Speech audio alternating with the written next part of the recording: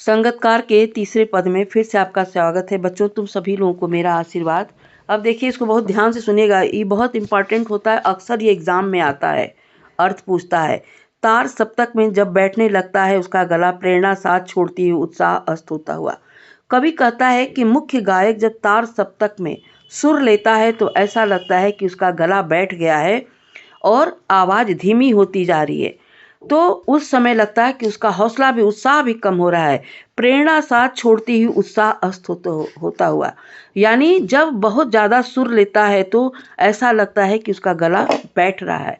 ऐसे समय में कवि कहता है कि आवाज़ से राख जैसा कुछ गिरता हुआ, जैसे लगता है कि मुख्य गायक गा तो रहा है लेकिन उसके गले से आवाज़ निकलने में थोड़ा समय लग रहा है।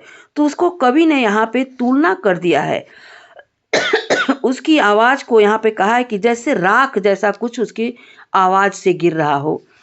तभी मुख्य गायक को ढांढस बंधाता हुआ, यानी मुख्य गायक को जहाँ हतोत्साहित, जहाँ से निराशा जैसे आवाज़ में उसके ढीलापन या धीमापन आता है, उस समय, ऐसे समय में संगतकार जो है मुख्य गायक को हिम्मत बंधाता हुआ, उत्साह बढ़ाता हुआ चला आता है। कहीं से चला आता है संगतकार का स्वर, यानी बार बार स्थाई को दोहराते हुए वो मुख्य गायक के पास आता है। यानी पास आना, यानी बार बार स्थाई को दोहरा करके उसे अपने क्रम पर वापस ले आना।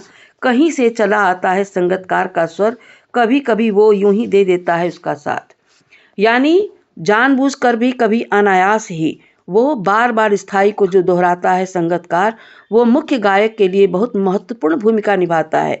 कभी कभी जब मुख्य गायक गाते गाते वो अनहद में चला जाता, कभी सुर लय तान में खो जाता, कभी तार सप्तक में उसका गला बैठने लगता है, चाह करके भी वो बहुत ऊंची आवाज़ में नहीं गा पाता, ऐसा लगता कि अभी गा नहीं पाएगा।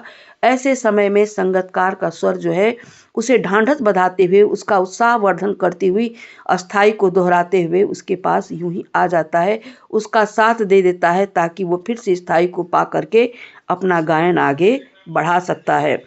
कभी कभी वह यूं ही दे देता है उसका साथ, यह बताने के लिए कि वह अकेला नहीं है और यह कि फिर से गाया जा सकता है।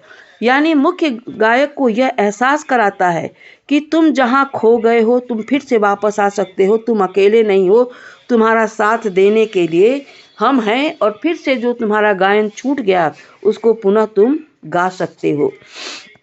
गाया जा चुका राग और उसकी आवाज़ में जो हिचक साफ सुनाई देती है या अपने स्वर को ऊंचा न उठाने की जो कोशिश है, उसे विफलता नहीं, उसकी मनुष्यता समझा जाना चाहिए। कवि कहता है कि मुख्य गायक जो गायन गा चुका है, जो पंक्तियां गा चुका है, उसको फिर से आवाज़ को गा सकता है, और जो संगतकार है उसकी आवाज़ से अपनी आवाज़ को नीचे रख करके एक झिझक है उसके अंदर कि कहीं मेरी आवाज़ उससे तेज ना हो जाए। कवि यहाँ पे कहता है कि उसकी जो हिचकिचाहट है, जो एक झिझक है, ऐसा करना उसकी कमजोरी नहीं है। स्वयं वो पीछे रह करके मुख्य गायक को उसको आगे बढ़ने की प्रेरणा देता है, उसको सीख देता है, उसको प्रेरित करता है और स्वयं पीछे रह करके उसको आगे बढ़ाता है। ऐसा करना उसकी विफलता नहीं है, ये उसकी तो मानवता है। वो अपनी आवाज़ को मुख्य गायक की आवाज़ से हमेशा धीमा ही रखता है।